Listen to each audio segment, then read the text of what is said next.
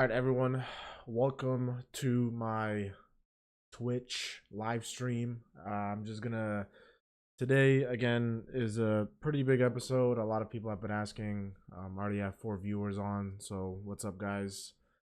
Today I'm gonna be teaching you guys about the stock market and what to look for, what not to look for, and just really giving you guys perspective on just like navigating the entire economy. And please feel free to type in the chat, ask questions. I'm reading it as I'm going to be instructing. And if you guys have any questions, type it in. We'll have a dialogue. I don't want this to be like a fucking classroom where I'm just telling you guys to do something and then, you're just taking notes and then that's it. There's no essays or exams. This is real life. So just ask questions. I'm here and then we'll just go off of there. Um, Before I get started, if you guys don't know me, my name is Ozzy, and I'm just your regular guy trying to continue to excel in life. I want to become financially free from everything, and quite honestly, not give a fuck about much. And I guess my goal is to make $100 million and then literally live off grid in the Swiss Alps. So I stream every Wednesday and Sunday at 10 p.m. And again, it's 10 o'clock on Sunday. So before we get into it, just really quickly want to tell you guys, please subscribe to my YouTube channel. I post all recordings of my streams on the YouTube, and then I have shorts in the event that you guys don't want to watch the entire stream. So please subscribe, watch, like, comment. I talk about a lot of stuff. I talk about watches. I talk about the stock market. I talk about anything in terms of motivation. And watch the videos. If you have any questions, feel free to message me on Instagram. Most of you know where I am, and then just message me. We'll have a conversation. But that's really it there. Not much going on. I'm just gonna pull up my notes. So, stock market, right? There's a lot of people on. All right, so I guess I'll just get into it. I know you guys are busy. It's Sunday. Everyone has work. I have work. But essentially, I'll just start this. Again, as I'm talking, ask questions, discuss, and I'll answer whatever I can. All right, I got a first question. Jon Snow, what's up, buddy? Are you a value investor or take advantage of fluctuations in the market? I don't know what value investing is. I read the news and then I invest. And if I think the stock is going to go up, I just buy into it. In terms of fluctuations, if you're talking about like options trading or just like day trading, I don't do that. Unfortunately, with my former job, I couldn't do anything for less than 30 days. So essentially I had to swing trade, and that's all I've been good at. I've actually like kind of mastered it at this point.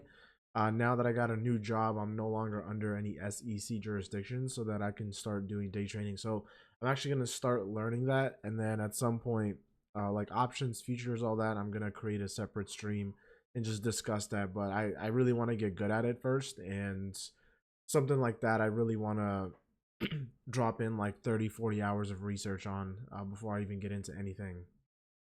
So that's that. um I during this stream will not be giving you guys any specific stock advice. Like, I'm not going to be telling you guys to buy a certain company. That's not really the way I think is going to help you. What I want to do here is give you a blueprint on how to think the right way, so that you can be able to start seeing patterns and trends and being able to invest in that. And again, as you move along into your journey, you'll start making money, and then you'll go from there. The reason why I think that way is because if I spoon feed you a piece of information, you're gonna be lost in a week, right? You're gonna need the next thing, and one, I don't really want to do that. I still work in finance, so I don't want to get in any trouble. Which brings me to my next point. None of what I give you guys is financial advice. This is merely me giving you guys perspective on how I think about things, and use that to your advantage and be able to understand what you're looking at and what you want to buy into. And then from there, you'll just start picking up on your own stuff and what you like and what you don't like. So that's really it. Nothing here is sound financial advice. I don't want to do that to you guys, because if you lose money, I don't want to blame. I don't want to get blamed for it, and that's just not something that I want to get into with anybody. Right? You guys are my fans. I love you all, so I want to keep it cool and just give you guys the blueprint on the actual ways to invest, not what to invest in. Okay. All right. Use this information to understand. I'm reading off of deck that I made, so just keep in mind I have 3 monitors and I'm looking around, so I'm gonna keep doing that throughout the whole stream. This is my first time doing like something informational, but use this information to understand the trends, to make the decisions based on your own confidence. I'm gonna talk about this more, but you guys really need to be like confident in what you're doing. And I mean, like, you're dealing with real money. This is not school where you have a simulated program. This is real money that you're working really hard for, and you don't want to lose it. So confidence is like very very key when it comes to investing into anything. It's not just stocks. Anything you're investing in, you're gonna have to have confidence in it. You could use that to your personal life, and then your economic life. All right. Any questions so far, guys? Please, type in the chat, and then like I really want to have a conversation with you guys. I don't want you guys to just I don't know, like watch me and then have questions later and I'm going to sleep. What type of technicals do you use for entries alongside fundamentals? All right, I'm gonna get into that, Jon Snow. Great question. I'm gonna get into that. All right, so a few things to understand, and this is very very important. I hope you guys actually take notes on this. This is extremely important, before we get into any type of discussion on investing. So one is that nothing is guaranteed, right? Nobody owes you anything ever, right? Your girlfriend doesn't owe you anything. Your best friend doesn't owe you anything. Nothing is guaranteed, right? If you're buying into the stock market, nothing is guaranteed. You can buy Netflix today and then it can crash tomorrow. That's that's the reality of life. So nothing is guaranteed. Don't get into the stock market thinking that you're for sure going to make money. That's not how things work, okay? Um if you have those expectations in investing, it's quite literally going to destroy you, and it's going to put you in a hole that's going to be very hard to get out of. So have high expectations in terms of having the confidence in what you're researching in. However, if you're buying into something, do not have the expectation that it's going to go up tomorrow or the next day and the day after that. Like, you have to be on your like tippy toes, understanding what's happening at all times. Now, don't go reading the market every 5 minutes. Just keep it on a day-to-day basis or every 3-day basis, but just don't have the expectation that you're going to make money. That's not how it works. And the higher your expectation goes, the bigger downfall you're going to have. So please don't do that. The stock market is all speculation, right? It's all fugazi, like you guys saw in the movie Wolf of Wall Street. Nobody, and I mean nobody, not me, not Warren Buffett, not your Goldman Sachs analysts, are going to tell you which way the stock market is going to go. It can go up or down, whatever it is. All you can do is speculate. But luckily, there's just a lot of information out there for you to understand which way it's going to go, right? It's not like gambling, to the point where you're doing blackjack with a dealer. This is an economy of information, and you have to be able to have the confidence in what you're reading to be able to think, all right, this company is going to go up and I'm going to buy into it.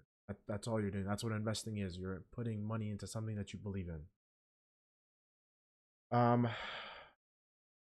Also, do not, and I mean do not, I guess, get too entangled in the frames of investing. What I mean by that is, you only lose money when you sell. Okay. So, for example, if somebody puts in $500 into the stock market and then an hour later it goes down to $400, do not go ballistic and think, oh my God, I lost money. No, you did not lose money. Your money is still in the market, right? It's just that you have an unrealized loss. The moment it becomes real is when you literally click sell. And that goes both ways for making money and losing money. Okay? You need to understand that when you're investing into things, you have to have a timeline on what you want to do. If you have a timeline of a week, then don't sell the next day because the money went down. You have to like have a strategic plan and not get emotional about, a $50 or $60 loss. That's just how things work. Avoid headlines but read fine print, am I right? I mean, no, like use the headlines to, I guess, look through the information very quickly, right? Use the headlines to find what you're looking for and then read the fine print and see what's going on, because yes, headlines can be very misleading, and you want to be able to read directly on what's going on and why it's happening. I mean, I've seen so many articles where it says um Nvidia is like blowing up, right? And then you read the fine print, it's like, yeah, like Nvidia is like supposed to have a strong third quarter, revenue hit. Like, really, bro? Like, why would you say it's gonna go up? And then you're like, yeah, because it's supposed to have. It's not. Like, you have to like see, like, use the headlines to find what you're looking for, and then start reading everything and understanding what they actually mean. Okay. Again, all speculation. Intel seems like a fire sale right now. I'm not really looking into Intel, but I mean, we can do some research. I'll like, this is actually a good segue. We can look into a stock and you'll see like the things that I look at, and it'll be pretty like easy to see like how I do it, and then you'll be able to just continue to move on from there. Jon Snow, dude, like, do I know you? If if I do, then let me know. All right, and then yeah, so don't just like sell right away because you're losing money. Like, like, it's only real once you click sell. That's the only way it's real. Now don't panic, right? Just have some patience. Now, that perfect for my next point. Having patience. Rome wasn't built in a day. Your portfolio is not going to go up in an hour. It doesn't work that way, okay? Stop having those like super high expectations that you're going to make $3,000 in one day if you put in $3,000 into the market. It doesn't work that way. Money is not easy to grab, okay? You need to just understand that it's very hard, and that's okay, right? You just have to be able to manipulate, what you're looking at, what you believe in, and then be strategic about it. Okay, Rome was not built in a day, but it could be destroyed in a day, right? You get all sensitive, you can fumble up your entire portfolio and fuck it all up for yourself. So you got to be really careful. Okay, very hard to go up. It's very easy to go down. Just remember that. All right, now, um, last thing before I get into the actual stock market investing, I just want to manage expectations with you guys. This is a fairly important point that I think you guys should like really dig down into your brain. So the first thing I'll say is don't look at me and think you'll be able to do the same thing. Um, like, I'm pretty seasoned in what I'm doing, and it's actually like pretty, I guess, hard, because I wake up every day for the last 2 3 years and I'm reading about the market. I've went through so many adversities and so many different losses and so many different analytical nights, just trying to understand what happened to be able to get to this point. So I'm just managing expectations with you guys. Don't be an idiot and think, okay, if Ozzy's doing this, then I'm gonna do the same thing, right? Ozzy just like bought a $20,000 watch. I'm gonna do the same thing and do it in a month. Again, going back to the first point, like, nothing is guaranteed. So I'm just trying to manage expectations with you guys that this is not easy, and you're gonna have to, get through obstacles to be able to get good. And that's with anything in life. It's not just stock market investing. It's not just, you know, anything that you're trying to get into. All I'm saying is it's very hard, and if it's hard, then you're gonna have to go through some shit to be able to get good at it, right? That's with everything.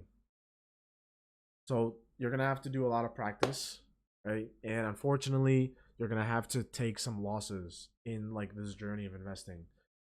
Unfortunately, a lot of people lie where they'll say on social media like I'm a 95% hitter, whatever it is. I 100% this. I never lose. Blah blah blah blah. It's all a lie. Everyone's lost before. The biggest hedge fund managers in New York will have lost money before. If you look at Kathy Wood, who ran ARK, that woman. I mean, I don't like her personally, but she was doing really good stuff with Tesla, and then after that, she made like $3 billion in Tesla, and then after that, she's made wrong calls over and over and over again to the point where her ARK fund quite literally went down really, really badly. It was trading at like I think $180 during COVID, and then it's in like the 50s right now. So everyone's gonna take loss. You're on the same boat as everyone else in the world. Warren Buffett, the fucking god of investing, took losses before. So you're gonna have to take losses and just understand that once you have those losses, you have to be able to analyze everything that's happening. Without the analysis, you're not gonna get anywhere, right? The analysis is what's important. That's what makes you learn what you did wrong and what you have to do next time. Because fortunately for you guys, a lot of the things that happen in the stock market, it there's like the whole thing of like history repeats itself. That's very efficient in the stock market. You make a mistake, you're gonna see that scenario pop up again at some point in the future, more so than not. So that's a good thing. Yeah, so going back to a lot of people that lie. So a lot of stuff you see online is a bunch of bullshit. um Someone posting a trade of like $15,000 does not mean that they netted a trade of $15,000. You had to like initially put in a lot of money to get to that 15K. So most likely they netted maybe like 7 or 8K. That's just an example. It like if somebody posts plus 15,000, it literally doesn't mean that $15,000 just came out of nowhere from the air. They put in money, that money went up to a certain amount, and then they made like that money altogether. Okay. Also, there are people that do like options and futures trading, um, and yes, they'll make some money, right? Like I remember I was seeing people post like a $50,000 profit day, right? Whatever it is. One, those trades are not very common. Those are like unicorn trades, and those are like people that like for you to make $50,000 on a trade net, which means after all fees and shit. Like you had to put in a lot of money for that to happen, right? They could have just as easily lost all that money, but no, they speculated, they got lucky, and then they got the money, right? The deal went correct. So my point is, don't get caught up in the hype. It's very easy to see excuse me. It's very easy to see somebody's wins, but it's gonna be also hard to see somebody's losses. Nobody posts their losses. I mean, why? Right? I mean, it's true. I don't post my losses. Why the fuck would I?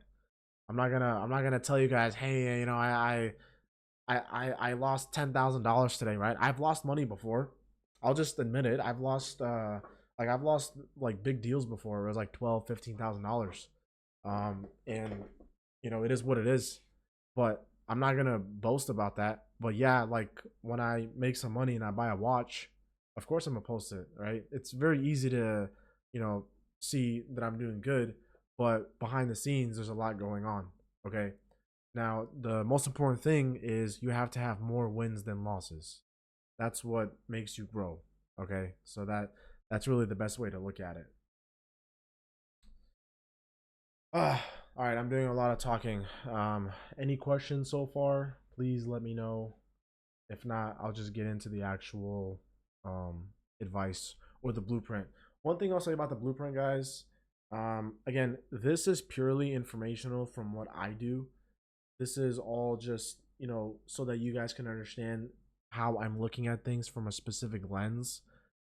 This is not going to be me saying, okay, I need you guys to buy stock X and then stock Y and then stock Z. That's not how it works. Giving you, a perspective, you either use that perspective to your knowledge and, use that as your grounded foundation towards your investing, or you can just say fuck this. I don't like it. It's too risky. Everything is a risk. Stock market's a risk. You're gonna lose money. You're gonna make money. It is what it is. But if you do have the determination to continue, you are going to make money. But you have to be able to continue, and there are going to be losses involved. But you have to be very analytical about it. That's all I'm saying. All right, so I'll just get into this now. Um, so stock market investing. Okay, and I hope you guys are taking notes. I don't know if you are. If you're not, I highly advise you guys take these notes. I don't know if you want to get on your computer and just type shit or get a notebook like old school. But do what you need. So I'll go ahead and get started. Number one, only play with the money you can afford to lose. Okay. This is the stock market. Do not, like, if you need money to survive, you need to put yourself first in that sense where it comes to your bills, your payments, your groceries. And like, if you can't afford to lose $1,000, do not invest $1,000 in the stock market. That's not how it works. Like, you really need to be careful about this. Luckily for me, I work, a job in finance, and I'm able to have like a consistent income, and it's like a fairly large amount. So I have a bigger room to, play around with whatever, I can afford to lose. But there are people that, one, or might be jobless, or two, have a job but it doesn't pay that well. So you need to only be able to play with what you can lose. That's rule number one, prerequisite to anything when you're investing. Now, it's not just the stock market. It's about investing into watches, NFTs. Please don't buy NFTs. Crypto, everything. Only play with what you can lose. 4% of risk of total capital would you advise per trade? What does that mean? What percent of risk of total capital would you advise per trade? So are you saying, like, if you're investing $1,000, what is the risk factor that you would that I recommend you look at? Like, if something's 99% risky versus 50% risky, is that what you're saying?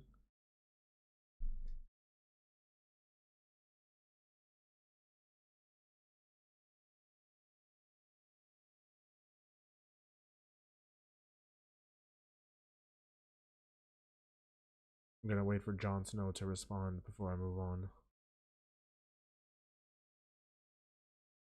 More of, if I start with 1,000, what's a max loss I should take on a trade idea? I mean, I wouldn't. I never really thought of it that way. I never think about like what loss I should take. It's more about like the timing of it. I think of trades on time. So if I think a stock is gonna go up, you know, let's say I invest $1,000 into the stock market, and I think that in 2 months that stock is gonna go up $200, right? So that means I'm gonna have $1,200 in 2 months. And is that worth it for me? I would say no, right? But if there's $1,000 stock that you're buying and it could go up to $3,000 in 8 months, that is something that I would look into, right? And then risk factor, I mean, risk factor, like, if you I only trade in like mega cap stocks. So I'm not out here trading penny stocks, and essentially with mega caps, it's fairly low risk in terms of my age. I can, if I can afford to lose the money, I will. But like for example, if you're putting $1,000 in Google, it's not as risky as you putting $1,000 into a penny stock that costs like $3, right? Or if you look at startups, right? Lucid Motors, putting $1,000 into Google is much safer than putting $1,000 into Lucid. Also, the riskier the stock is, you have to remember that you're gonna have to watch it a lot more carefully than you do with the mega cap. Mega cap like Google or Amazon, you're putting $1,000 into it, and you're talking about like small fluctuations up and down, like $3 4. Whereas Lucid, like they can have like a crazy ass, third quarter revenue hit, and it can go up to like $7. But then some news comes out where, yeah, Joe Biden is putting a limit on electric vehicles. Then that from that $7 it goes down to $2. That's a lot of money because you have a lot of shares out of that thousand, right? But with Google, you put in $1,000 in Google, you have like 5 6 stocks, and there's like some antitrust lawsuit that comes out. Google's gonna go down like $1. So I think about risks in terms of timing. What's the timing of it, and how many times do I have to look at it throughout the week? That's probably the most important thing. I hope that answered your question. If it didn't, please let me know and I can articulate it a different way. All right. I love this Jon Snow guy. Why isn't nobody else asking any questions? This is your time to ask me anything, right? Anything. What do you recommend? Where do you recommend I do here? What should I do there? Please let me know. All right. So number two. Again, don't listen to anyone. This is a very important concept as well, and I'm not saying like close out all opinions from people. However, you have to do your own research to really understand what's going on. You're not gonna just take somebody else's advice for no reason, because again, this is your money that you're dealing with.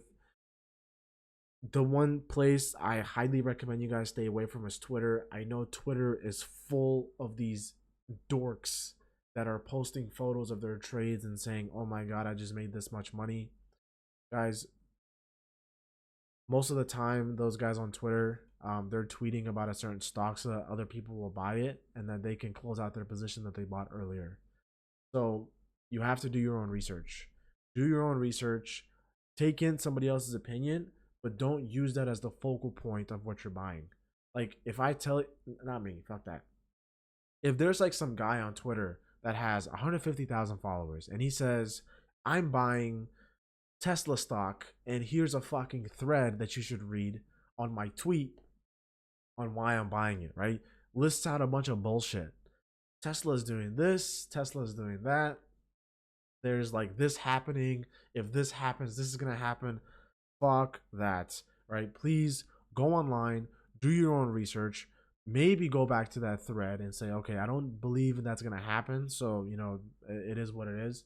But usually the main thing that you want to look at is doing your own research. You have to invest in what you want to invest in, okay?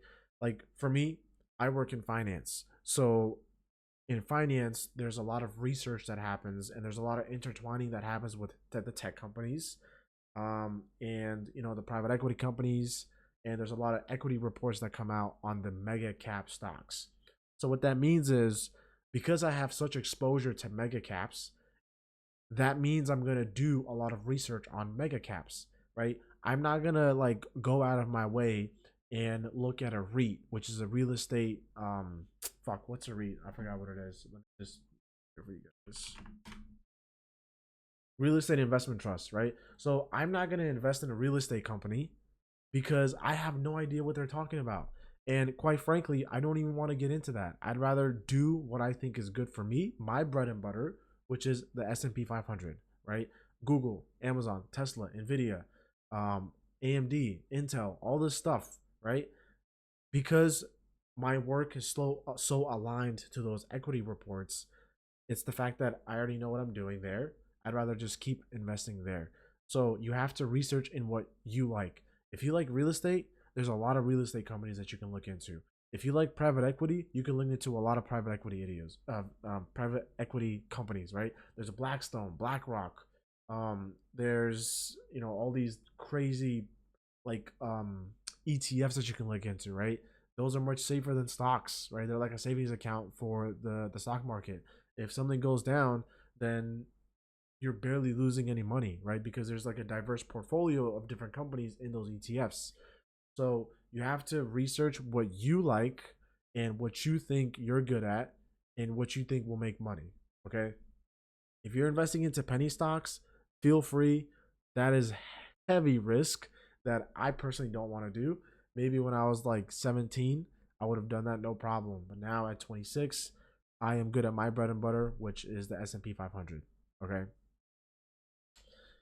All right. Last thing I'll say is trusting yourself is very important. You have to really trust yourself in knowing that you believe in this company, because if you don't trust yourself, you're gonna have incredible tendencies to resist on information that becomes true. So, for example, and I've seen this before with people where they don't believe in the fact that they're researching something, and in 2 weeks what they thought was going to happen actually happens, and they're like, nah, that wasn't due to my research, that was just like some lucky event. You guys have to really trust yourself to know that what you're speculating will happen, because if you don't, you're gonna like, again, you're gonna put yourself in a hole that you can't dig yourself out of. It's very, very important you trust yourself, because if you're doing the research and you're reading on something and the math adds up to what's going to happen, then no problem. Invest in the company. If company A is going to go to $500 in the next year and a half, great. If you believe in that and you have, the justification for it through your research, through talking with others, then please feel free and go for it. Invest into that company. You have to be patient and then you wait, right? It's all one quantified process of you like going from step A to step Z, and then finally getting your wins and being able to, I guess, live your life and chill and buy your, I don't know, Gucci bag or whatever it is. All right, now that is the prerequisites. Okay. Now this is going into the technicals of stock market investing. Okay. So there is a theory, right, called the random walk theory. And I'm gonna type it in now because I want to give you guys the official definition, instead of me giving you guys my definition. All right, so this is very important. Actually, I have a book.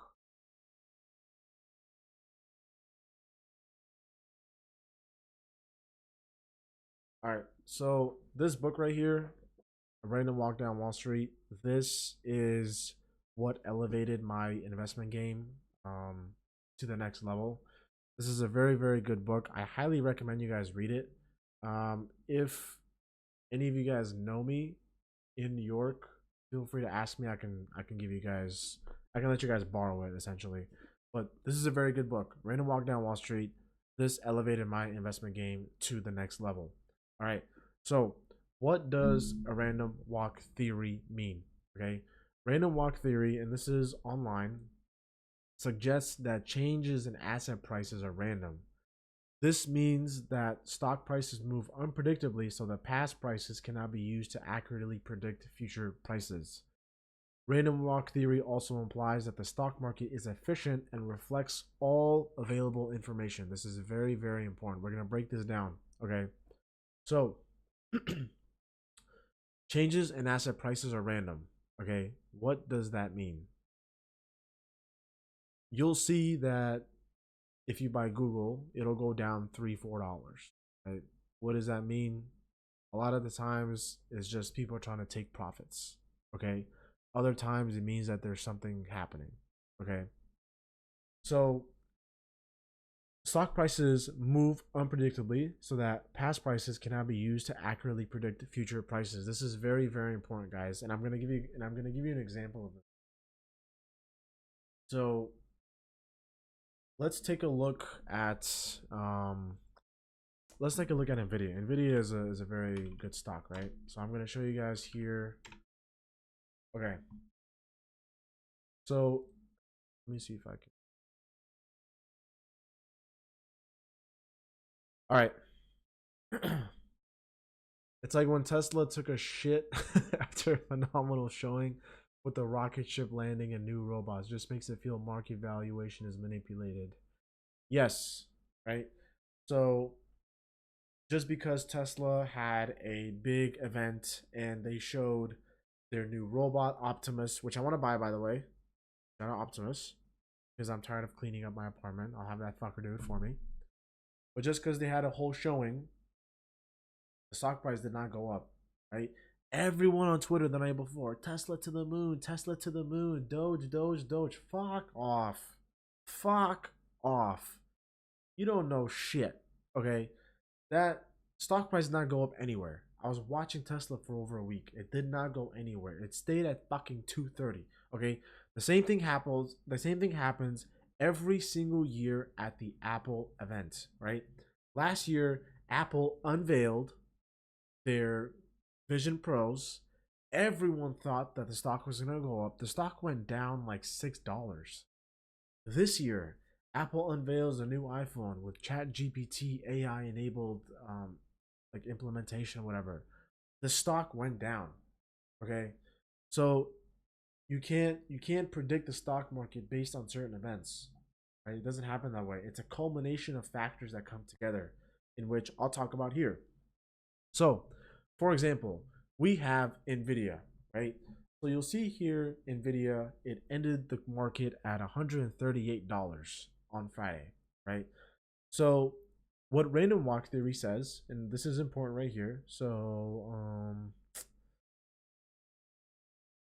stock prices move unpredictably, so that past prices cannot be used to accurately predict future prices. Okay, so the brand new investor, right? Let's say you guys have $5,000, right? And what you're doing is you want to invest into the stock market. Okay.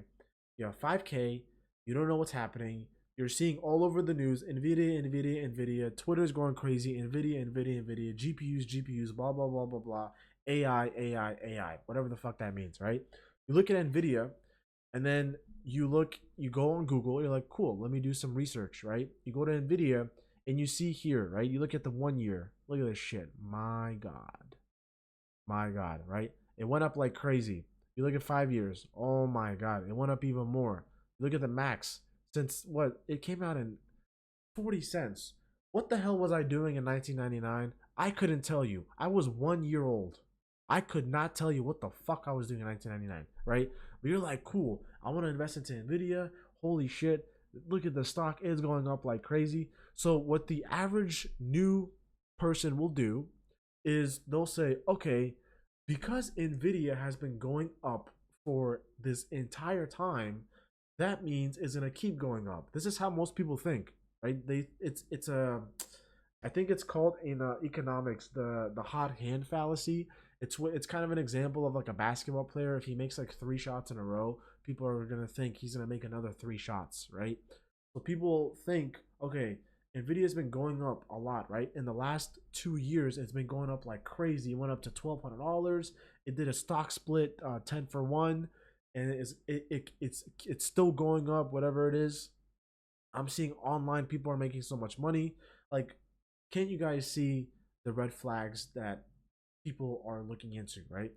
I'm not saying Nvidia is a bad company to invest into, but the signs that they're looking at is not the correct signs. You can't look at someone that they made money off Nvidia and think I'm going to make money too. You can't look at the past price historical report of Nvidia and think, cool, I'm going to make money on that too. Just because Nvidia had a good, first quarter, it does not mean that it's going to have the a good second quarter and third quarter and fourth quarter. Okay, this is what random walk theory says. So if you're going to invest into Nvidia, you have to pretend, and this is from my perspective, you have to pretend on day one why you're investing into it. Forget the past. Forget the past. Okay? The last 2 years, fuck that. What does Nvidia have coming in the next year for me to quantifiably get a number and invest into it? Right? Now, yes, it looks like on the news AI is going up. It looks like the demand for GPUs is going up, right? AMD just created a computer chip that would rival Nvidia's Blackwell chip, right? Unfortunately, it did not live up to those standards, so it looks like Nvidia is still number one, right? All the biggest companies, right? We're talking about the Googles, Amazons, the Fangs. They're buying all of Nvidia's chips or GPUs to fuel their AI involvements in their own internal programs. Okay, so because of the forecast of what I think is going to happen in the future 3 to 6 months, cool. I'm going to put money into Nvidia. And then what I'm going to do is, I'm not saying me, but like you as investors, what you'll do is you're going to say, okay, I put in, out of my $5,000, depending on the risk factor you want to take, because I highly recommend you diversify, right? If you have like $5,000, don't put it all into one stock. But essentially, no matter how much money you put into Nvidia, you did a forecast, right? You did a research, and from that research, you're comfortable with holding money in Nvidia for the next 3 to 6 months. This is an example, right? You can feel comfortable holding it for only a month, right? And you can hold it just for a month, right? So then you hold it for 3 to 6 months. Nvidia goes up to 185, right? So let's do the math here. We'll get the calculator out. So you do 5,000 divided by 138. So you buy 36 shares, okay? Oh shit. Buy 36 shares, 36 times 185. Cool. 6,000. Okay, I don't like that number. That's a bad number. 36 times 190. $6,840. So you made $1,800 in the last 3 to 6 months. So that is a good trade. Now you do the same thing over and over again for the next stock. That's just how things work. Okay, that is what the random walk theory suggests. Now, the last part here is also very important. Random walk theory also implies the stock market is efficient and reflects all available information. So what that means is you have the say what that means is you have the news and the internet and all the analyst predictions to your benefit. It's all free. Okay, if there is a, like, let's say for example, so like Biden, for example, imposed like a tariff or something where there's like a cap on the amount of GPUs that you can produce.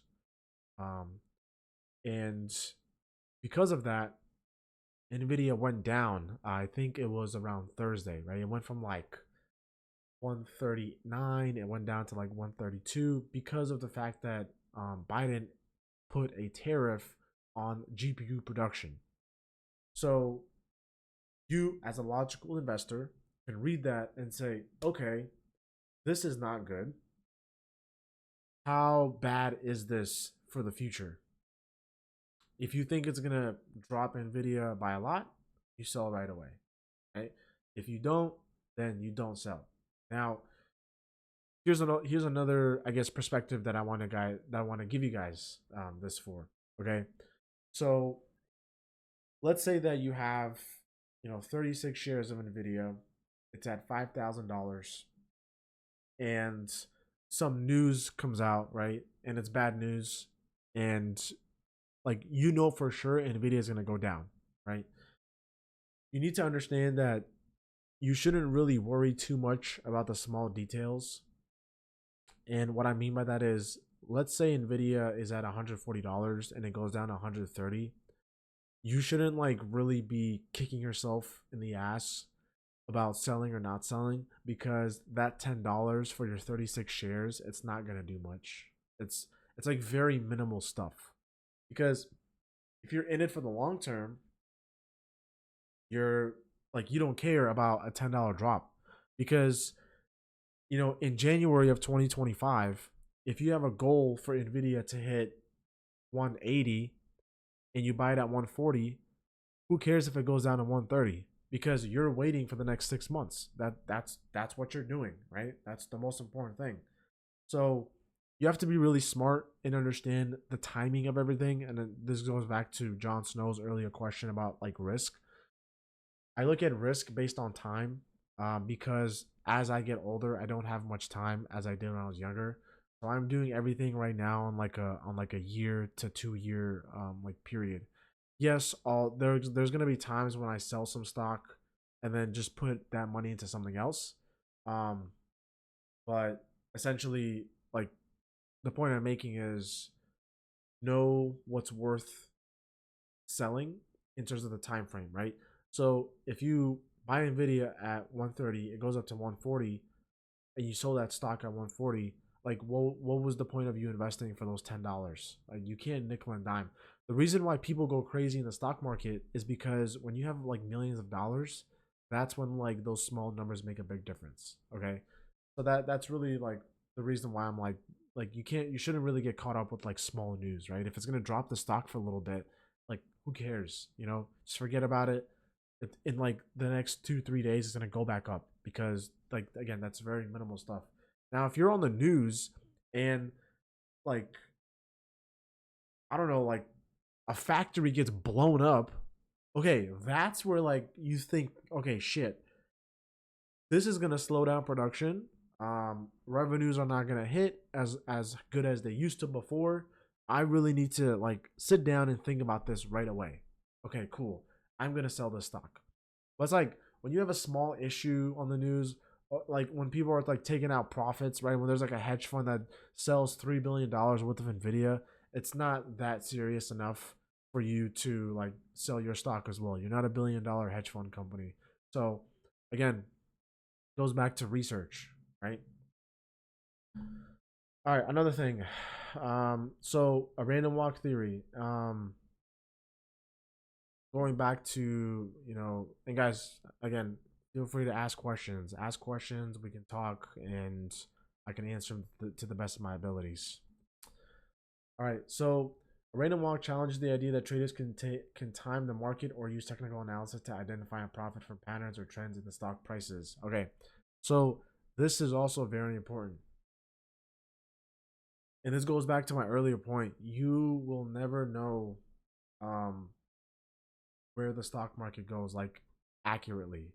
Okay. And I had to learn this the hard way because when I was trading crypto and now that I'm doing the stocks and I was doing NFTs like 3-4 years ago, um, you as an investor, I don't care who you are, unless you're God, you're never ever gonna time the market to your best ability. That's just not how things work. Okay. Now, if you're like, it's gonna be very very hard for you to sell at the highest point and buy at the lowest point, right? If a stock keeps going down, but you know it's gonna go back up in the next 3 months, right? Like, what's the difference between you buying it at like 138 versus when it goes down to 135? It's not that big of a difference unless you're putting in millions and millions of dollars, which I assume is not like you at that level yet. That's a really important thing. So just like don't beat yourself up if you don't time it correctly, because at the end of the day, profits are still profits, and you're talking about minimal dollars in like the way you invest. Okay, that's very very important. All right, I think you might like this clip. I hope it's not. What is this? For money. All right, all right, Jon Snow. Let's watch this clip. I don't know what this is. I hope it's Twitch appropriate, buddy. If it's not, then fuck. Have you made more money trading or playing chess? I've made more money trading. Any trading advice for the audience? Basically, buy index funds. That's the only piece of advice I would give. Anything else is not worth it for the average person. Relax and take notes while I take totes of the marijuana. Yeah, that's actually kind of funny. I mean, he's right. I mean, index funds are a good investment. That's not financial advice. I'm just agreeing with Hikaru. I like Magnus more, by the way. Don't get mad at me. Magnus all day. Hikaru's still the G though. He's cool. MiG 1705. Where do you usually do most of your research? All right. Great question. All right. I was going to get to that as well. Great question. Research. So, this is a very important concept that you guys need to understand. You have to know where to research. Okay. Now, for me, I will tell you this. Bloomberg is your best friend. Bloomberg or CNBC, to be honest with you, those two, I guess, like companies are very good to get a lot of research done. So let me say this. In anything that you get into, you have to be able to understand the language. You have to be able to understand the language, the lingo, and what they're doing and how they're doing it. Okay. Bloomberg, and I'm telling you, guys, I shit you not. I watch 2 to 3 hours of Bloomberg a day. When I'm on the subways going to work, I'm listening to Bloomberg. When I'm at work and I need something to listen to, I don't listen to music. I listen to Bloomberg. When I'm at home, I have a TV in the back. I put on Bloomberg. All I do is listen to Bloomberg. It's like I basically live in Bloomberg, guys, because they talk about so much shit. And you just like everything just picks up, right? Because the more you watch it, the more you understand and the more you pick up on stuff, okay? Bloomberg is your best friend, okay? Bloomberg is so good because they actually have like the biggest investment managers in the world coming and discussing what their companies are doing. And you can get a feel for what's happening based on what they're talking about, right? And they also show the trends and the numbers, right? Because they have the Bloomberg data software, internally. So they show trends. The more you watch Bloomberg, the more you pick up on the analytics of what's happening. You'll pick up on the trends. This is just how it works. It's very simple. I didn't know shit about stocks when I got into it. I started watching Bloomberg, and it's like you get a 2 to 3 month head start on what's gonna happen in the world. So, for example, I'll tell you this, and I have actual proof. I have actual proof on this. Last year, during the summertime, I was watching Bloomberg and a Goldman Sachs. Right, Goldman Sachs is one of the biggest investment banks in the world. They're the top leaders in M&A. M&A is mergers and acquisitions. That's when a company buys another company. But essentially, there was a director from Goldman Sachs that got on, and he was talking about data warehouses. He said data warehouses are going to be the next biggest thing. This AI boom is small compared to what's going to happen with data warehouses. Right? This was last year in the summer. Fast forward to October today. What's going on? All the biggest companies are buying the biggest plots of land to build data warehouses. Blackstone just invested $25 billion in like 4 or 5 data warehouses in Ashburn, Virginia. Microsoft is buying out a bunch of data warehouses, right? Nvidia's main source of revenue is coming from data. So, like, obviously, me watching that, what did I do? I heard him talk about it. I didn't take his word for it. I heard him talking about it. I researched it a bit. And then what happened? I formulated my own opinion and said, okay, I can see this is happening. I messaged my friend, and guess what? I said, yo, data warehouses are the next big thing. And guess what? I started fucking going crazy and crazy and crazy. By the way, I bought Nvidia in 2020, early 2023. Early 2023 because of just that segment alone. And I made a pretty good amount of money off of that trade like itself. So Bloomberg is a very good source to do your research. Secondly, there is a company or a website called Barron's. I think it costs money. Oh no, it doesn't. No thanks. Oh, it does cost money. Okay. All right, so really quick before I move on, brokerages. A brokerage that I highly recommend you guys check out is E-Trade. I'll actually type it in the chat. E-Trade is a very good brokerage in my opinion because they actually provide free Bloomberg TV. If you watch Bloomberg TV for 2 hours a day, you're going to become an expert in the stock market. I promise you that. Bloomberg TV is free on E-Trade. I don't know other brokerages. Please don't fucking ask me about Robinhood. I absolutely hate Robinhood. It's like a platform for beginners and like you're common idiots. I can't stand Robinhood. Like I can't stand them. Robinhood could offer me a job and I'll never know because I don't want to hear it. That's all I'm saying. E-Trade, TD, Charles Schwab, very very good brokerages. I use E-Trade personally because I had to. Because my company owned it at some point. Then I moved and I can get another brokerage, but I'm just sticking with E-Trade because it has free Bloomberg TV. Also, so like actually, you know what? MiG 1705. This is a good example, right? So let's find a stock to do some research on. Okay, so someone give me a stock, please. Someone give me a company to do some research on. Somebody give me any company in the S&P 500. Don't give me like some random ass penny stock. Give me like, I don't know. All right, let's look. Let's look. All right, Apple, ARM, Microsoft, Meta, JP Morgan, AT&T, Blackstone. Somebody give me a company. Okay, Intel. I don't know shit about Intel. Let's do some research on Intel. All right, we got Intel stock. All right, so I will look at Intel, say 2277. I don't know I don't see the valuation. Let me double check.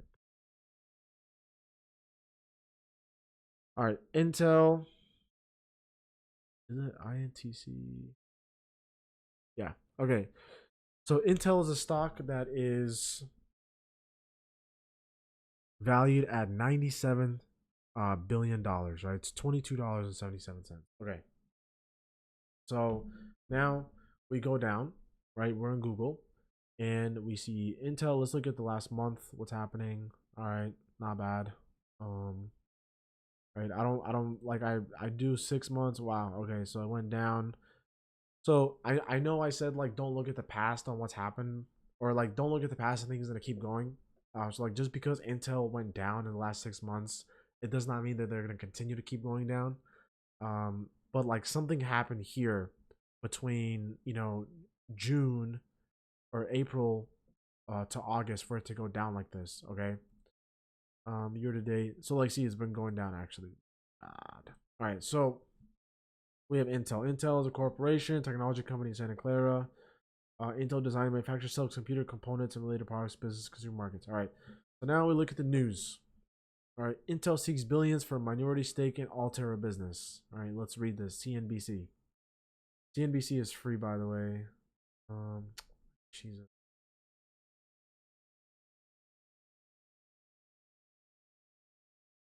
Guys, any questions? Please continue to ask. All right. So look, Intel seeks billions for minority stake in Altera business. Sources say Intel is looking for an investor that would acquire at least a minority stake worth billions of dollars for its Altera subsidiary.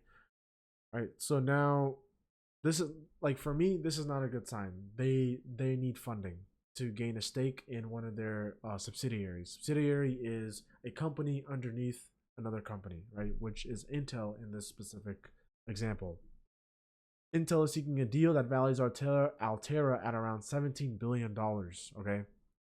So now let's look at what Altera is. Intel. FPGAs, programmable devices. Intel Programmable Solutions Group is Altera and Intel company, accelerating innovators, providing innovators flexibility to unleash your ideas and unlock the future. Okay. AI capabilities enabling users to deploy power efficient, low latency, and cost effective accelerated AI platforms. All right, so I have no idea what the fuck this just said. Now let's go back, read some more. Why did Intel spin off Altera? As part of broader efforts to reduce costs and refocus resources amid declining profits at the once dominant chip maker. Okay, this is also not good, right? Came out September of this year, so they had to reduce costs and refocus their resources into a subsidiary. So it looks like Altera is failing from what I'm reading. Okay. And okay, wow. Interesting. Intel launches Altera standalone company. All right, let's read this. This is very important, right? So remember when I said what's going on here? Secure leadership across 55 billion plus market opportunity. Market opportunity, right? So this means that they're trying to do something and they haven't done it yet, right? So this is very important. Also, the news came out in February of this year. When we go back, remember what I told you guys? What happened between, like this was February. So they released this company in February, and like the actual parent company went down, right? So this is not good, right? So from what I'm reading on Intel, this is already not a good stock to look into, right? I don't see why this is going to keep going up, right? And then you look at all these like Google searches. So this is based off of feedback on other people's searches, okay? How much did Intel pay for Altera? 16.7 billion. Okay, so they purchased this for 17 billion in 2015, and then if you look at the news, they're trying to get funding for around that same price, but for a minority stake. Intel seeking the deal. Okay, so yeah, we have that confirmed news. Following a steep drop in the stock price, extended stretch of market share losses. Okay, what does that mean? Let's read what that means. Probably means that there's heavy competition. Intel's wild week leaves Wall Street more uncertain than ever about chip makers' future. What did I just say? Competition. It's not living up to the demands of the competition when it comes to chip making. Unfortunately, it is what it is. The chip maker, which lost over half of its value this year and last month, had its worst day on the market in 50 years after disappointing earnings report. So you guys can see this is like 5 minutes of me doing research. I'm just connecting the dots. It doesn't look like Intel is a good company for me to invest in. If I had $5,000, why would I invest into this company? Because it's been going down and there's no like, and again, I'm looking at this from the day one perspective, right?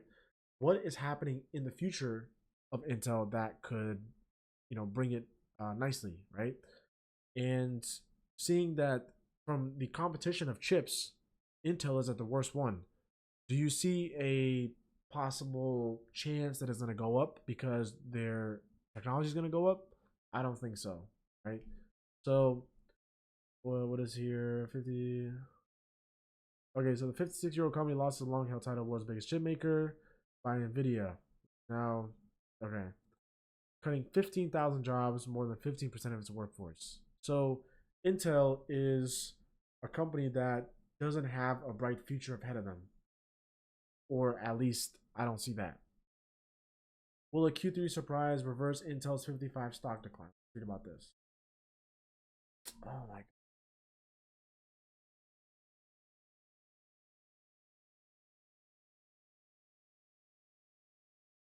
Oh, I disabled it. We expect revenue for the quarter to come in at about 13.1 billion, roughly in line with consensus estimates and down about 8% compared to last year. Right? So this is an analyst call. These are actually very nice. Analyst calls are cool. They are able to give a perspective on the equity research that like these investment banks are doing in terms of that company. So it doesn't look like it's going to go up, and things are looking very bad for them, right? This is a bad economy right now. However, in this bad economy, other competitors are going up in the chip space while Intel is still going down. So this is not a good company for me to invest to. I don't want to invest into this company. All right, give me another stock, guys. So you guys like, I hope you guys saw like how the investment research is going on for me to get into a certain stock. If you guys want to do another stock, feel free to give me another stock and we can research about it.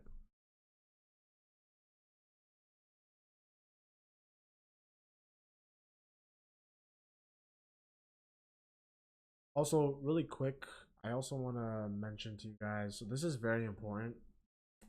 If you look at what's it called, Netflix. So the reason why I want you guys to be confident about yourselves is, and Netflix is a very good example, right? So if you look at Netflix, so in 2021, you'll see that it was at $645. In 2021, $690 is a lot of money. I take it back. $690 is a lot today.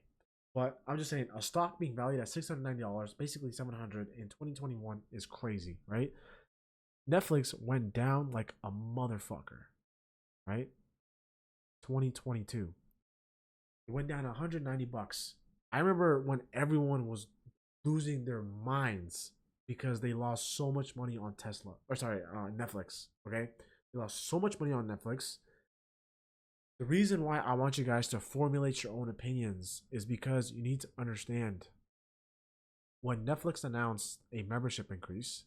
Also, Netflix announced like a stop to password sharing, and then Netflix announced ad sharing. Right, those three things should tell you that Netflix is going to go up because it's, I guess, like it's, those are like revenue generating things that they're talking about, right? They literally told their investors, we're going to fix this issue, right? What people mostly do when it comes to the shit like this, and this really pisses me off, is when Netflix went down, people were like, oh, look at all those losers investing into Netflix. Oh, blah, blah, blah, blah. Like, what the fuck? Like, Netflix is never going to return. All that woke shit with cuties coming out around that time, maybe tank Netflix. Well, it was. I'm not going to get political. I'm not going to get political here. But that could have been a reason.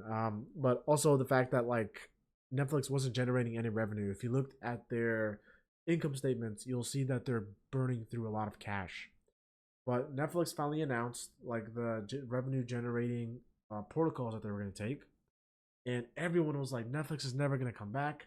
Netflix is never going to do shit. It's down the drain. Netflix is dead. Blah blah blah blah. Look, fast forward now, it's at $763. $763. Netflix is still going up, and it actually had an above expectation third quarter result as well, which made it go up even more. So it just goes to show that you have to formulate your own topics on this, right? Like, you have to like genuinely think, okay, is the password sharing crackdown going to help revenues? Yes, because people are going to get more memberships. Then they're evolving ads.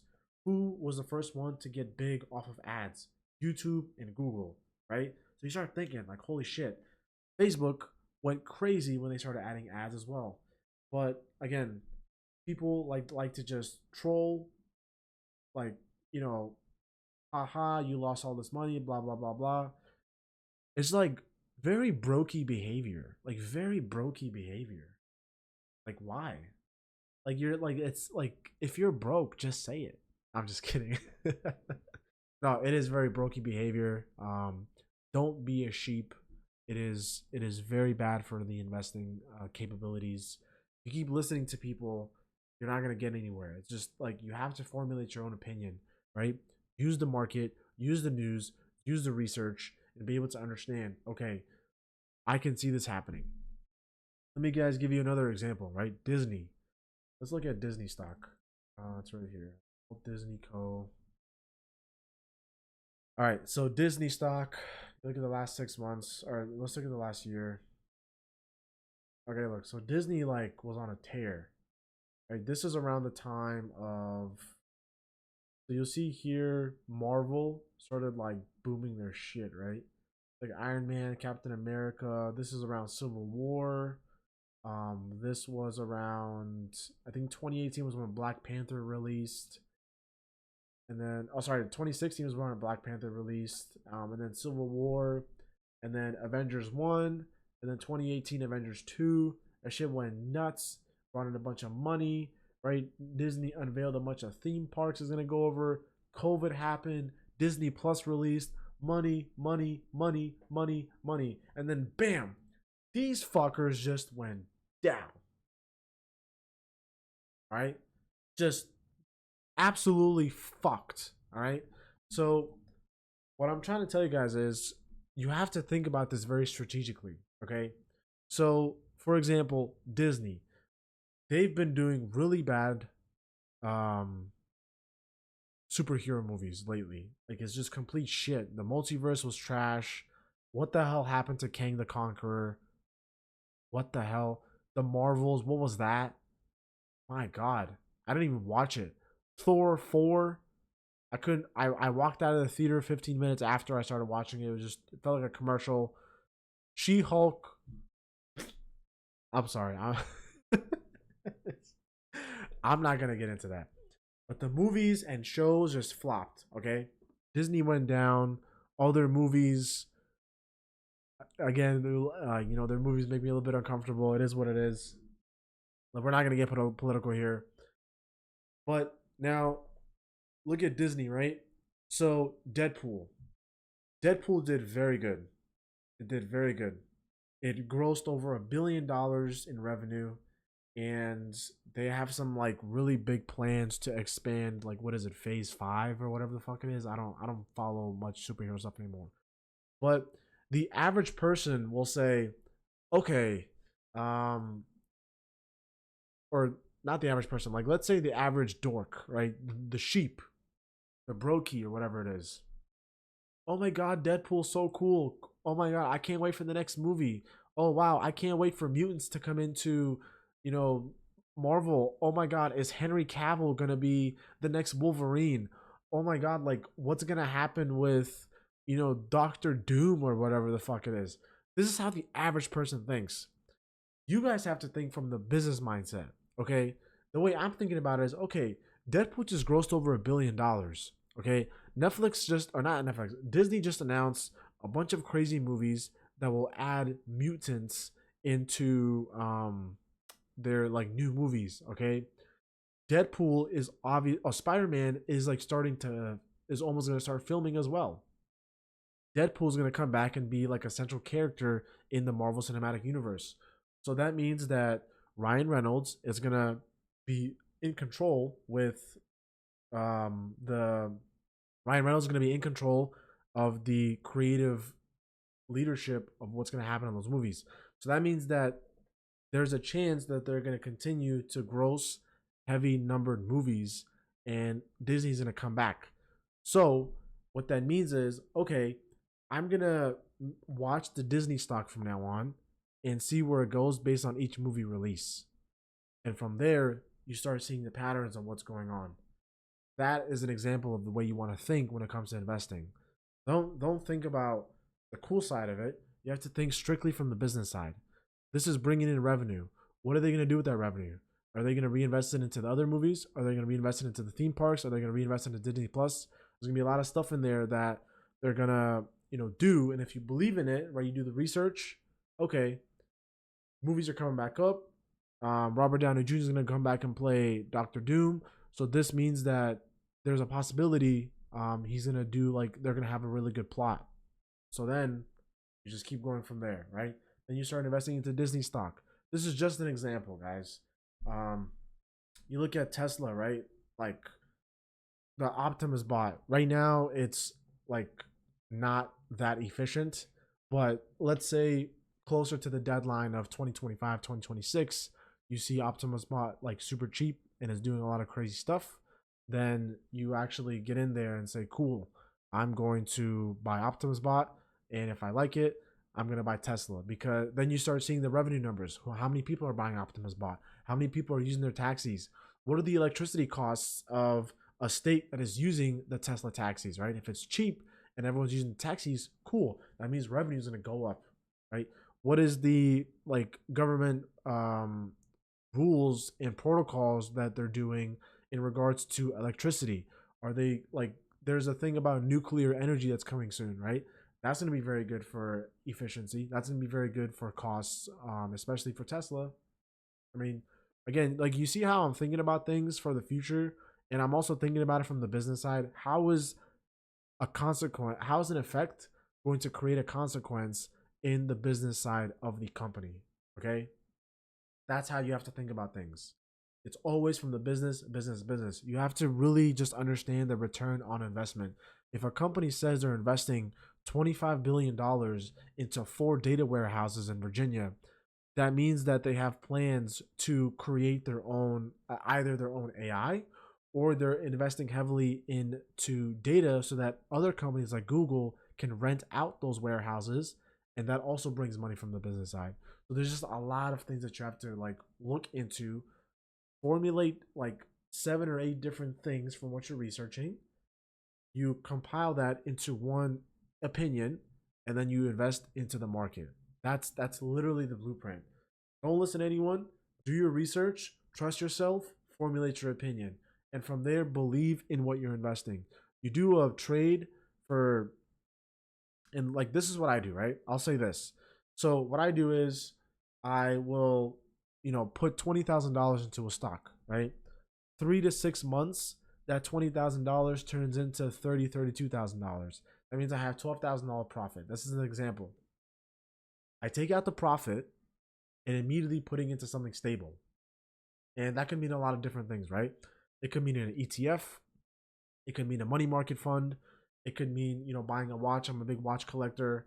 It could mean a lot of different things, but I'm taking out the profit and I'm still playing with the original money that I had, and I'm continuing to do that. And then slowly, if you do it 3-4 times a year, 10, 15, $20,000, you made, 60, 70K. But again, you have to put in a lot of money for that. Like, don't just like put in $20,000 into the market because I did it. I first started off very small, doing $500 trades, $600 trades. Then I moved into $1,000 trades. Then I moved in 2,000, 4,000, 6,000, and now I'm doing trades that are like 10, 15, 20,000. So and I'm still being like very suspicious and cautious of it. I'm making sure I'm reading about everything every single day. Every single day, Bloomberg TV. Manteki 2022, why are you gay? All right. Any other questions? Any other concerns? Please let me know, guys. This is a dialogue. I don't want to be teaching you guys this. I want this to be a conversation.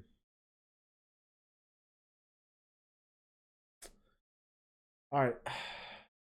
If there's no other questions, I'm just gonna say this, and this is more of a life recommendation.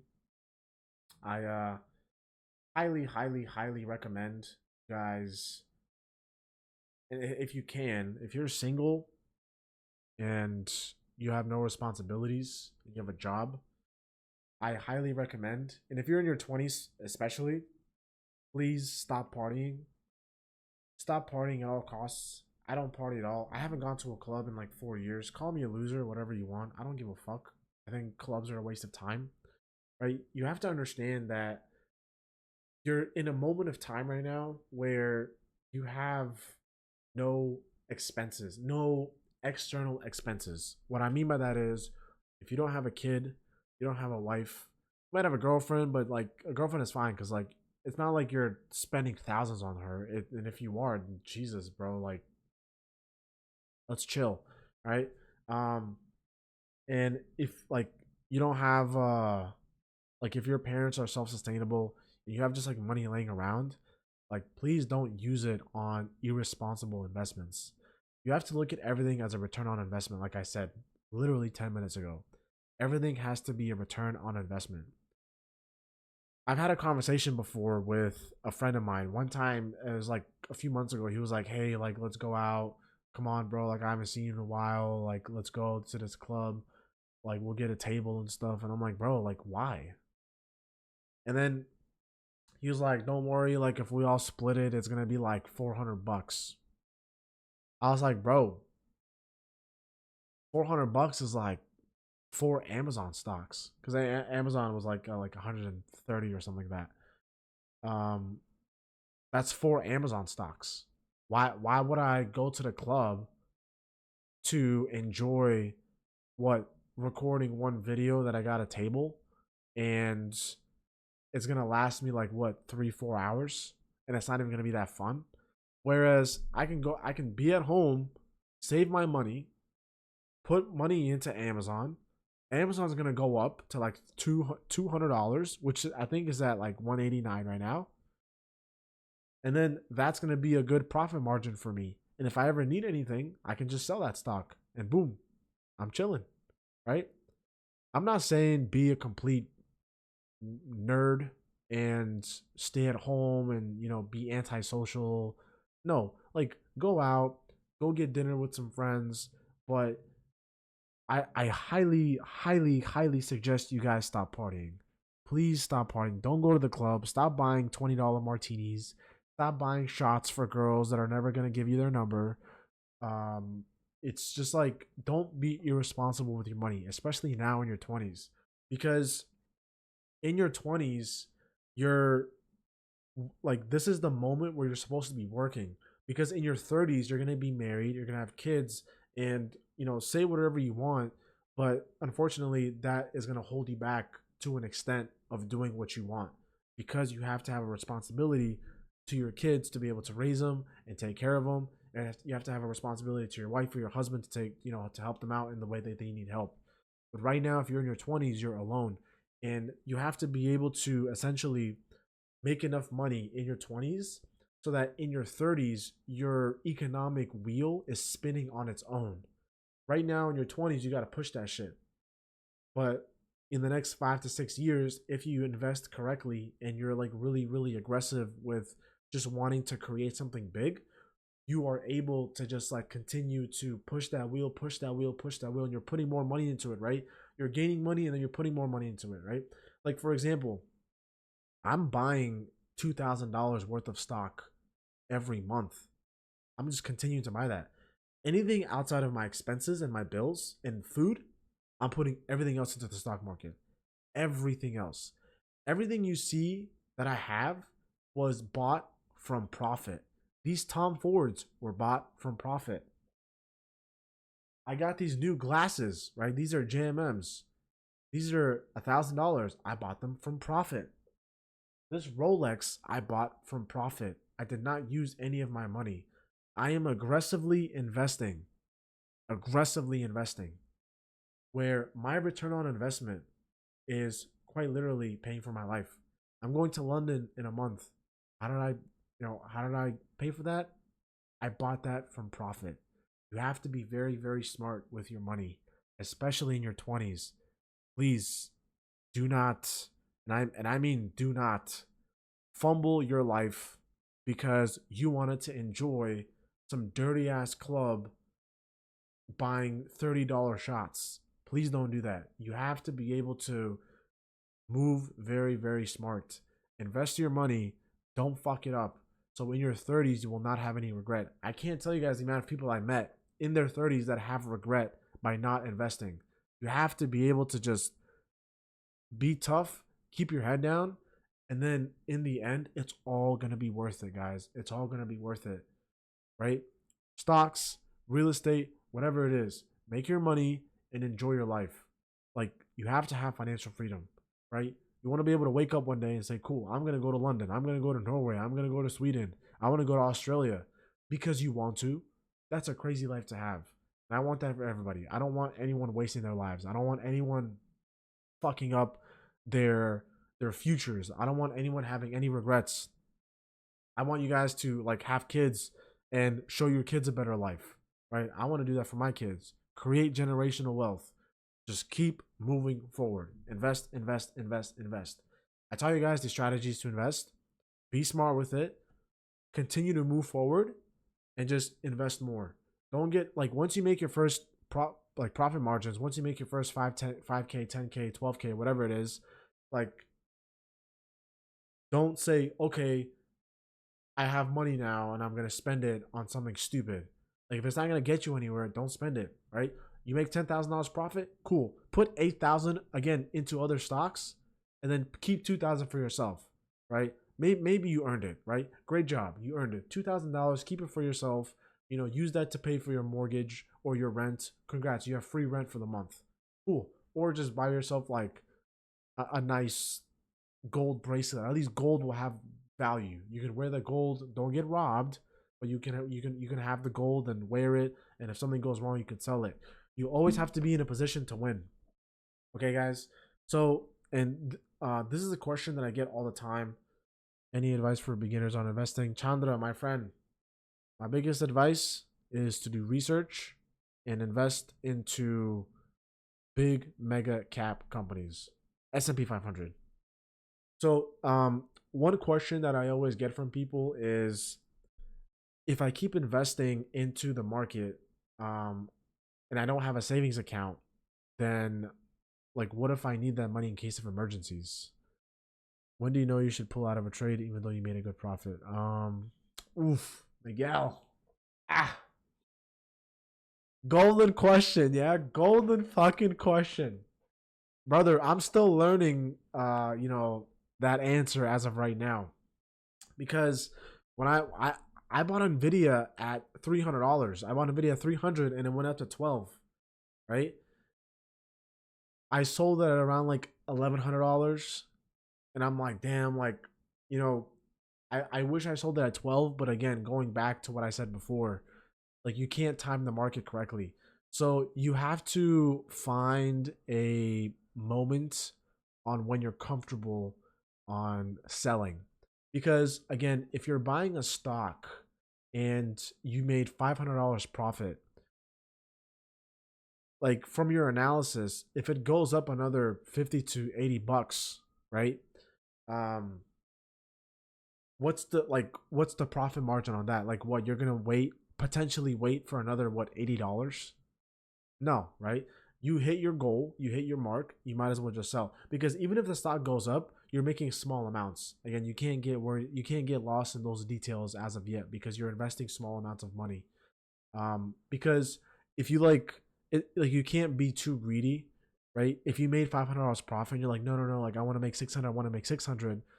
If you try to go to 600 and the stock drops, it's like, fuck, now I gotta wait again, So you have to like set a standard with your profit margins and be comfortable with it, right? Because if the stock is at an all-time high and it like you have like good reasoning to think is going to go up to like another, I don't know, 50 bucks, like that's not really worth you waiting it, right? It's all on the timing. If you think you have a good amount of stock and you don't want to wait any longer unless it's like a big amount, then you just sell it and you have like make your profit, and then from there just start reanalyzing what you want to do. Do you want to put that profit into another stock? Do you want to just just like wait for that stock to drop and then buy the stock again? That's when you start like analyzing what you want to do. And while you wait for a stock to go up, that's where you do your research again for what's coming next. You always have to be prepared 2-3 steps ahead at all times. That's why I'm always at home researching. I mean, when I'm not streaming and when I'm not working and when I'm not working out, I literally come home and I'm reading about the stock market every single day. Every single day, in morning and night, whatever it is. I'm on Bloomberg. I told you guys all the fucking time. What do you think about Apple? Apple is like a lot of people are saying that Apple's becoming a dividend stock, meaning that it's a stock like Starbucks where people are just buying it because it's a stable stock and people just buy it for the dividend of it. I honestly think Apple is the fucking innovator of tech. Like they set the trend on everything. They set the trend on laptops, they set the trend on phones, they set the trend on the AirPods. Like they were the first ones to create the AirPods. They added $175 billion of market cap just from AirPods. I think Apple has a really strong future ahead of them, and definitely a company that me personally, um, I'm buying myself. So I love Apple. They're great. A little, a little woke, but Apple's a good company. I fuck with Apple. But yeah, so back to my last point. You always have to be in a position to win, even when you lose. And I'll give you guys an example. Let's say that you guys are buying stock, right? Any money you have left in your account, you're buying stock with it, right? And you say, Ozzy, like, I don't know. What if I need emergency money? What if I need money? Like, what if something happens and I need to dish out $15,000? Okay. So here is the here's the here's like a very basic way to explain how insurance makes money. So the chances of you getting in a car accident is slim, right? I mean, it's gonna happen, but it's not happening. It's not gonna happen every day. So the reason why insurance is making money is because let's say you pay a premium of $100 a month, okay, and for 3 years you pay a premium of $100 a month for 3 years. That's 36 months, and then you pay them $3,600. Okay. Now, in the fourth year, you get in a fender bender of your car, and the entire cost is gonna break down to like, I don't know, $2,000. Okay. So if you take $3,600 minus 2,000, it's gonna leave you with $1,600. So what that means is the insurance made $1,600 off of you, profit. Okay, because what's gonna happen is if you get in another car accident, they're gonna say, okay, we can't cover you anymore. Bye, find another company. Okay, so that's like a basic way on how insurance makes money. The reason why I say that is because what is the chance of a big emergency happening? Okay, it's gonna happen, or God forbid it doesn't. But I'm saying if it does happen, it's gonna take a while. So let's say you have $20,000 in your savings account, right? Your cash sitting in your savings account is not doing anything, right? $20,000 today is going to be worth $20,000 in 5 years. However, if you put $20,000 into Google and you wait 5 years, that $20,000 could, and I say could, all right, any regulators watching me, could go up, right? Let's say it goes up to 40K. So then in like the 6th year, you have an emergency, right? You need to dish up $15,000. That 20 that you invested went up to 40. So that means that emergency is already paid off. You just like, you pay. Okay, here's another thing, right? You have your emergency and you don't have the cash, right? It's like 11 p.m. You're like, I don't have cash. I have a credit card, right? You have the stock money to back up what you're going to do. So you pay the $15,000 on your credit card. You make a fuck ton of points out of it, right? And then the next day you just take off the sell the assets from the stocks, and then you pay off the credit card. Your credit score goes up. You get a bunch of points out of it, which you can use to travel or to like do whatever. There's a lot of stuff you can do with points. Basically, in that scenario, you won even though you lost, because one, you doubled your money in those 5 years. The emergency didn't impact your finances because you paid that 15K with profits, right? You still have $5,000 left in profit that's sitting in the market. You got a fuck ton of points out of it on your credit card, which you can use to travel or get fucking gift cards for restaurants. Like, that major impact had no consequence on your life. Whereas if you held that 20K in cash, you got hit with a $15,000 emergency, you lost $15,000, you have $5,000 left. Now you have to like sit back and think, oh damn, like I have to work up and save my money again. You always have to be in positions where you can win at all costs. That is one thing I learned from talking to a lot of millionaires. These guys set up a framework of shit that like it's so hard to directly attack them because no matter what you do, they're going to win either way, no matter what's going to happen. You take something from the left side, so like because of that, the right side is going to fill up. Like you have to be in a position to win at all times. And investing money is a very, very strong way to protect yourself in any event that can happen. So that was like my final saying or discussion to you guys in terms of the stock market. So it's been an hour and 40 minutes. Guys, I hope you had a good I don't know. I hope you guys had a good time. Does the Fed have a greater impact on the S&P 500 rather than the economy performance itself? Because during lockdown, the S&P goes up 100%.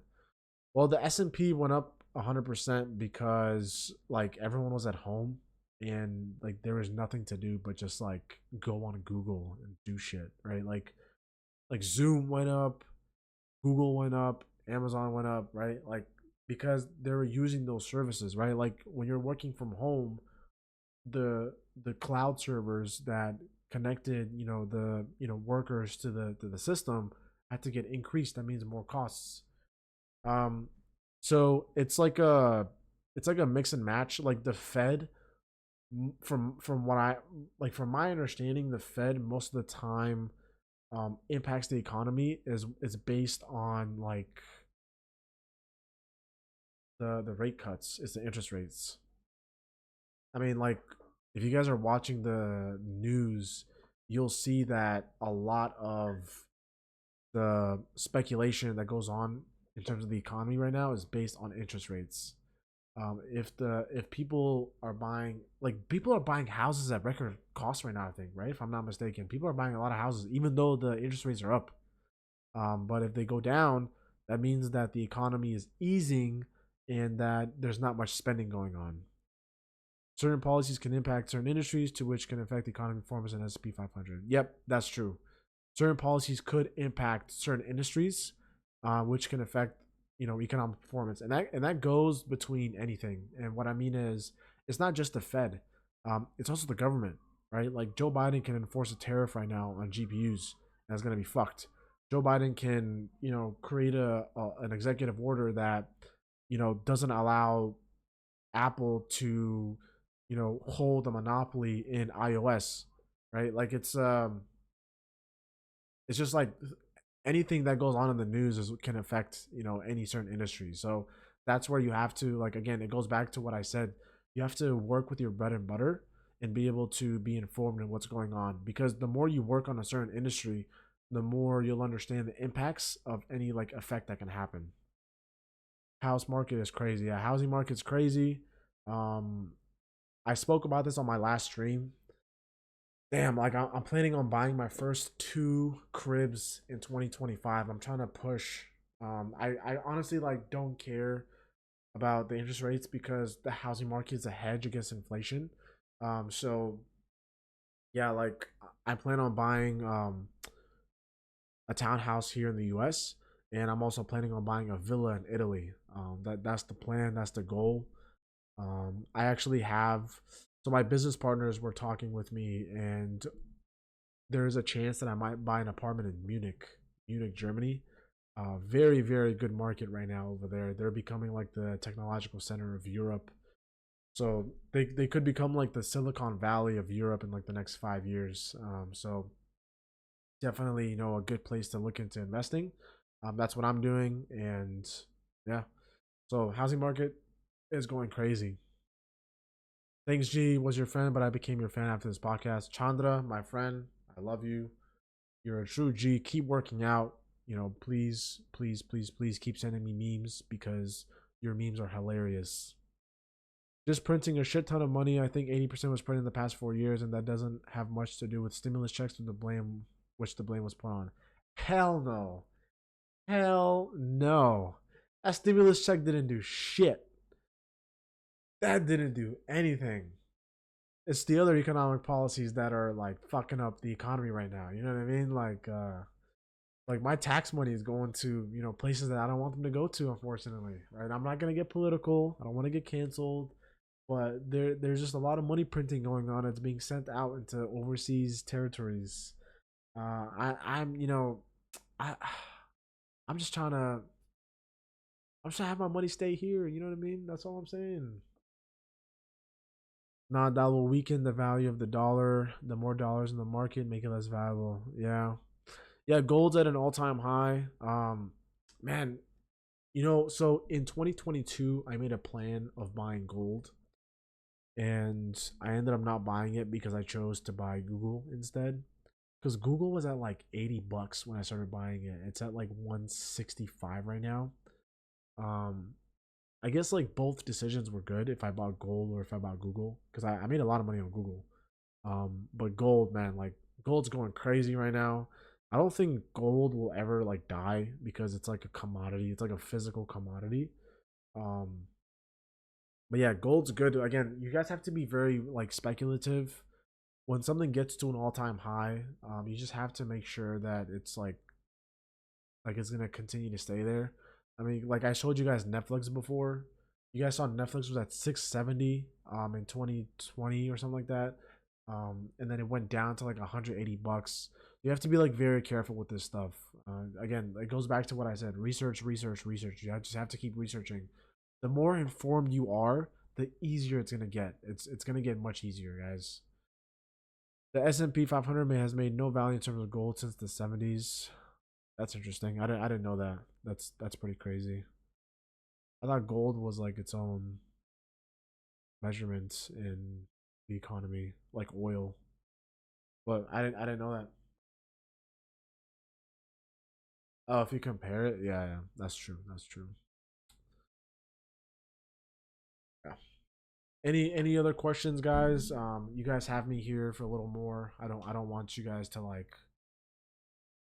don't be afraid, guys. I can answer anything. If there's like something I can't answer, I'll tell you. But you know, like don't be afraid. If you guys are like I'm nervous of asking me something, like feel free to ask me. I'm not gonna lash out on you guys. That's not the way to do it.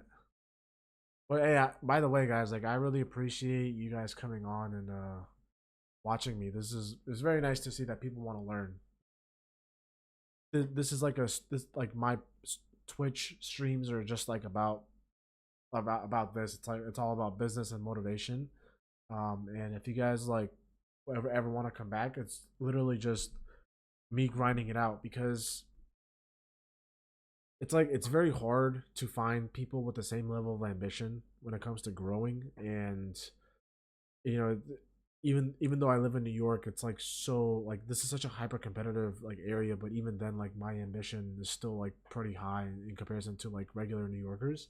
Very hard to find people that like are driven. So essentially just like I made this Twitch stream because I want to grow a community of people that like just want to work no matter what. And that's what I do every Wednesday and Sunday. I'm literally just on the stream talking about what I did for the week. And you know, I'm very competitive. So if you guys are doing shit and you tell me about it, I'm gonna be like, damn, I need to do that too, right? And I want the same thing for you guys. Like if I'm going to the gym 7 days a week, and you guys are going to the gym 5 days a week, I want you guys to get mad at me and say, what the fuck? I want to go 7 days a week too. That's literally what I do in on Twitch. Literally, like it's just about like yeah, like today. I mean, like a couple weeks ago, I went on stream. I was like, yeah, so from Sunday to Wednesday, I invested $40,000 here. I'm doing this there. When I buy my first house, I'm definitely gonna get on here and tell you guys all about it. I'm gonna tell you guys a process, and you guys can ask questions and I can answer them. Again, this is like a dialogue of us learning from each other. I don't know everything. You guys might know more stuff than me, right? Like I'm pretty sure there might be people in here watching me and saying, "Look at this dumbass. He doesn't know what he's talking about." If that's the case, then damn, I definitely want to learn.